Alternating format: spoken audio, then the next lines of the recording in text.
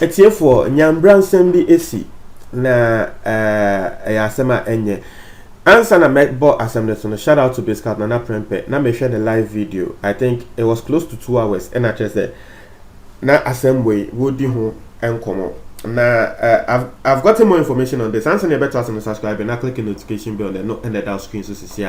we understand latest news bi about once ebeka na papa bi asem na esi no and say papa bi ena chese wo Amsterdam Ghana ni a wo Amsterdam a chese waye japade ebo Ghana waye japade wo fie na japade na waye wo fie na koye se asase kese a wahye aye ne se factory chese wo ye farm ne chicken ne nyama bebre e wo so aside that no wasanso esita dan fefefe esisa asase ne so na papa we ayeka ne ho asem yate se ye friend no Mr. Thomas a wo Amsterdam. It's why yes ajapade we e wo fie na why yes ajapade we wo fie first na nebusianfo e na ehwe so but na nebusianfo ehwe so na enkoyie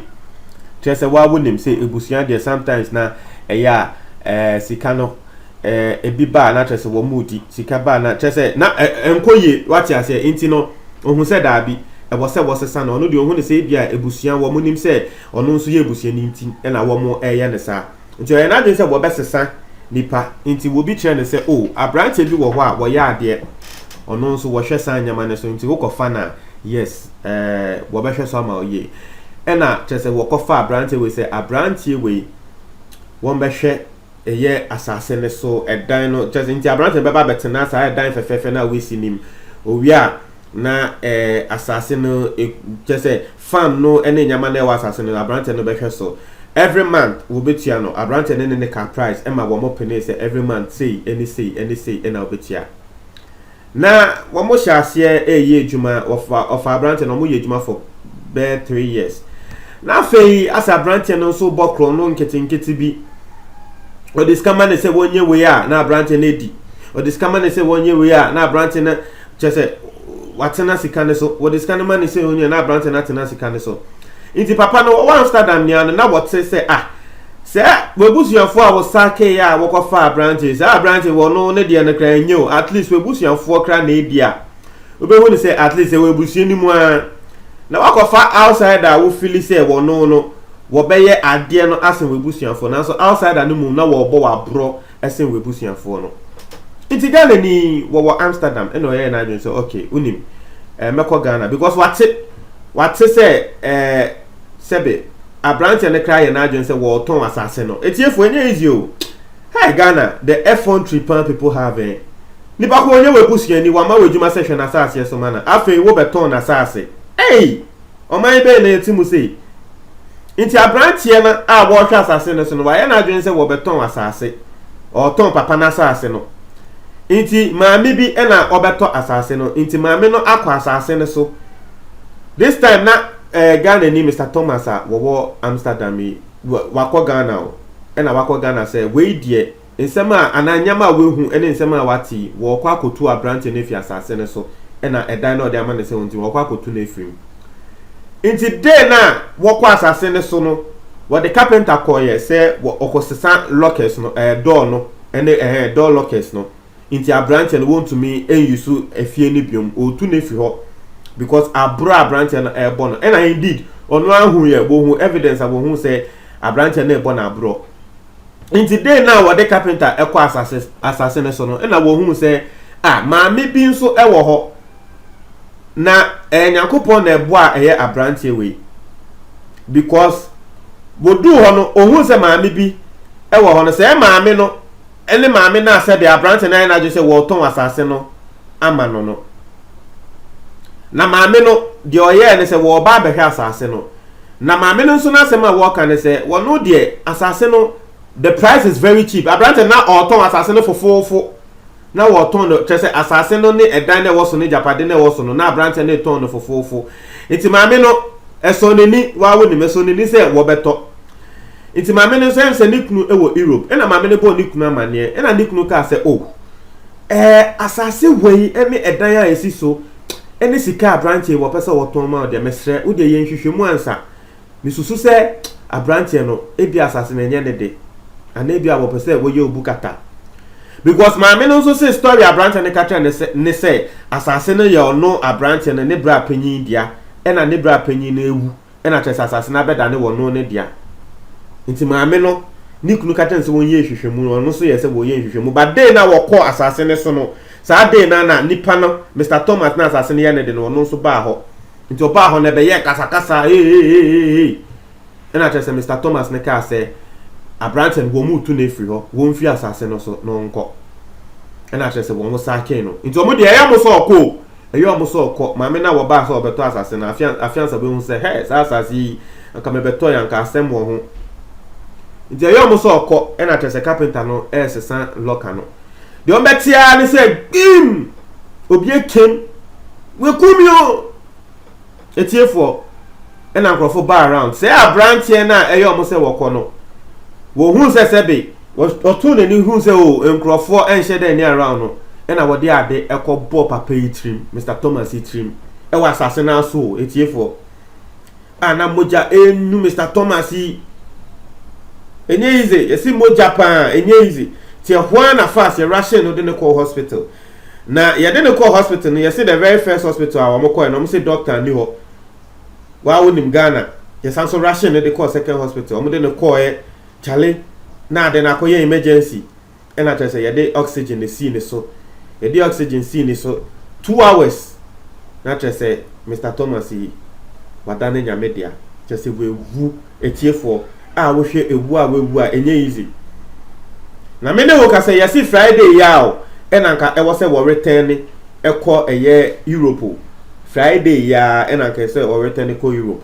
na Ghana wo buy no yes ebia na wo ne agenda but one of the main things in terms of Ghana ne say go be two abrante no efri asase ne so because na there na what say abrante ne ye nyambranse ma abrante ni di wasase ne so nyama wo ton meanwhile every month papa itia oka nti we wo de bia meka nipa enema nipa enye papa o Ghana nipa enema nipa enye papa obi na kumemu say na chese ejuma no wa tie fi ne busuafo nsem no de abema wa shabra wudi no we obi ube se obi a wo yesikeni na what ne baby was me mbua ni pada me mbua ube se we betina baby di sikeni we atemu se sikeni a wenya ska wo se wo mbua ni pa sikeni a wenya ska so mbua ni pa wonti asio wo nim de ni pa kono wa frame na wo nim de ato no wo nim ebia de we hu because e dia obi sika wo ya papa we adanfo we hu dia ato papa ugidi se wono beboa obi back in Ghana te ya na Ghana for wo mo say me anke we o wa brochi ni trim de den ni won boa obi unimo wunnim de nipa kono obi dia ne pen because me I don't see why just say we udinya mbranse se na nipa kono etu we fi asase ne so a we kuno o de ade abonitrim minim sa brante na bia no de bonitrim se wo ku na no de bonitrim se wo prano but we ku no o de ade abonitrim e ku no a enda me no ka se brante na dwane a police for hwehwe no wo bit in the Europe Amsterdam I see ejuma papa yes papa at least wo bia wonim ne bia nim se sa Mr. Thomas wo yo bia won fa ne ejuma in dia agro tese wo brain moje ni ankasa wa bobra e basi kasema won sisiu busume so ya pa usika dem busume so ya pa usika dem nti afi ya den adena abro nyambransem sei e woni peni so aden Ghana bone ben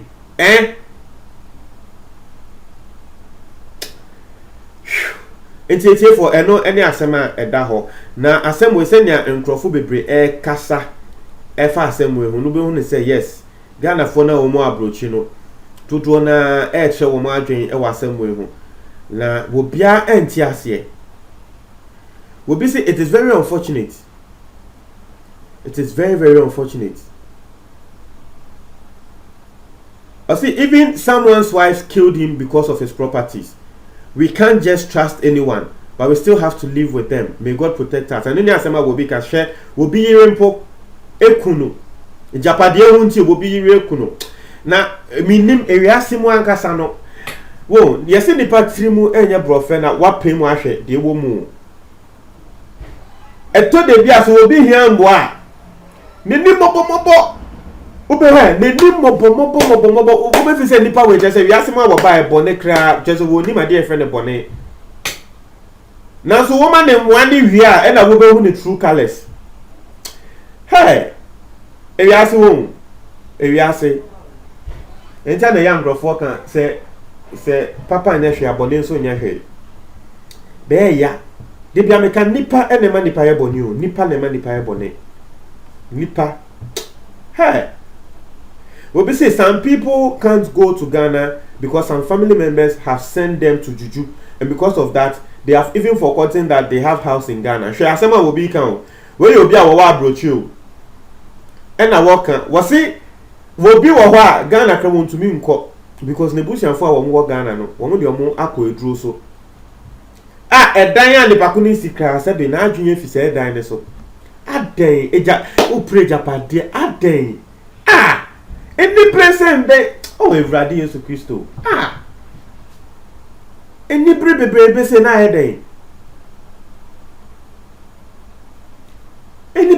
it's madam for be on pesa extended family things so. That be oh, share. Say busian for busian send that be. Or person no or born the bra. Or no need dia wo beka to say hey me. Busian ni member how into unso member ha me.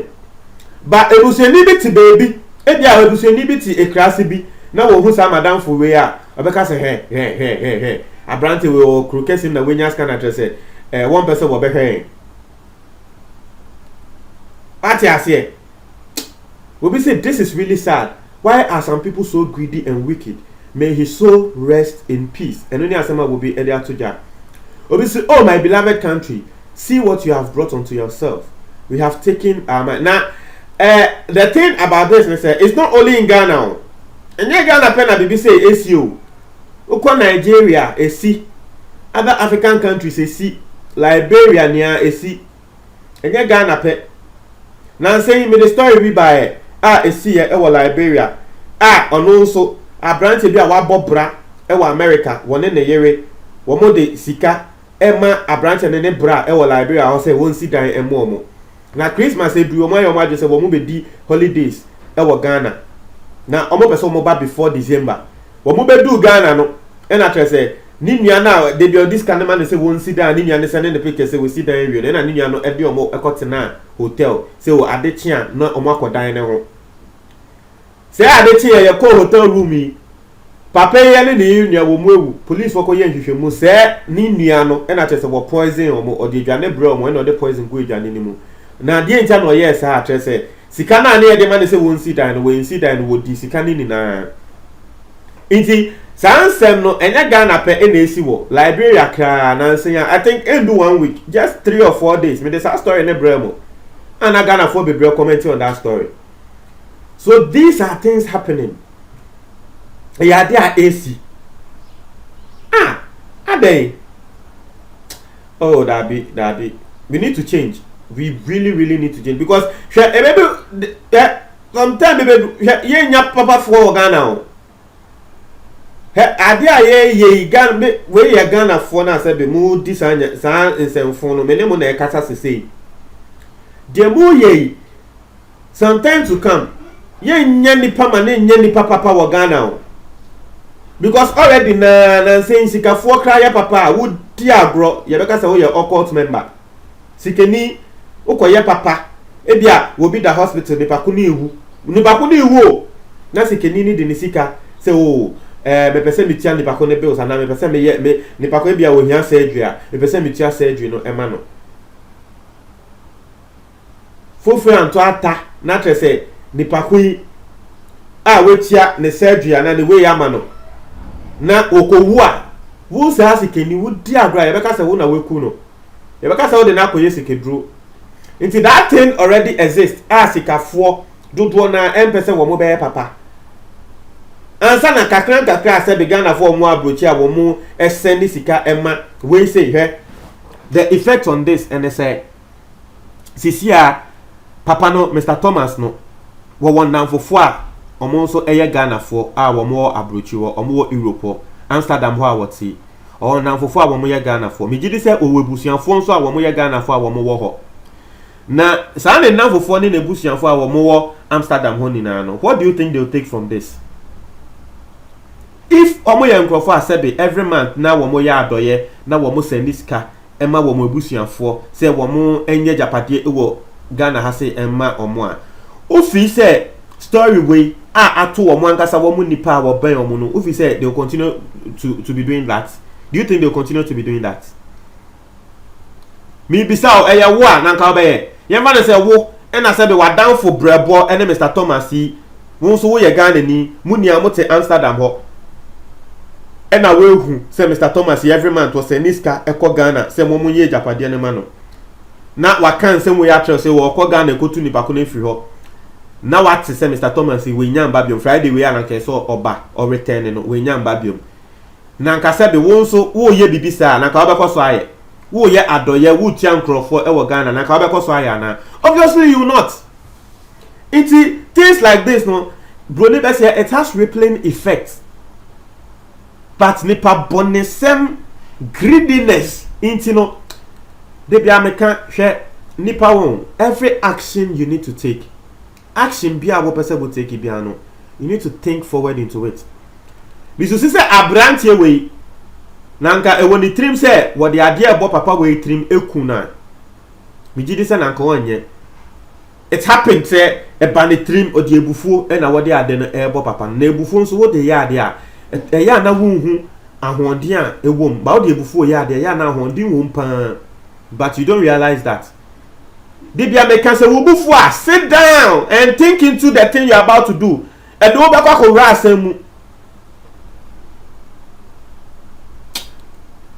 ade we there me ya seriously me ya papa it's here for montra madjo comment box the moment I say